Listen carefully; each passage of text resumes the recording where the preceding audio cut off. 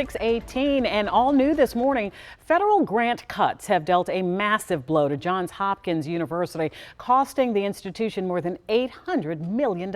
And school officials warn this isn't just a setback for Baltimore, but the entire region. The impact of federal funding cuts on Johns Hopkins University affects staff, students, research, and expansion projects.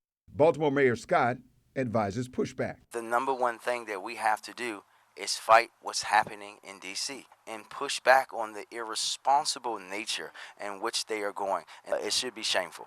Alicia Wilson is the Vice President of Community Engagement and Opportunity at Johns Hopkins University.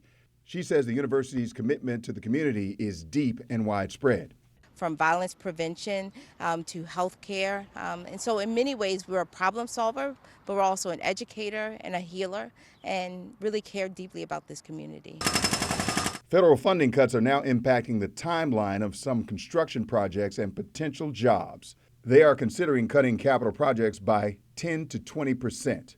In a letter to the community, Hopkins University advised cuts in federal funding is resulting in a hiring freeze, a pause in pay increases.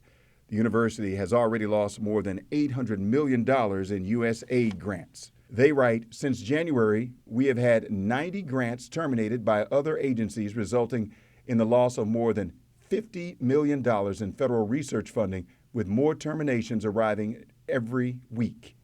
We have everything from clinical trials around cancer to research that's helping for us to discover the outer limits of the universe. Hopkins University expresses concerns about the feds undermining student financial aid and faculty support funds. They worry about revoking or withholding visas from eligible international students and scholars.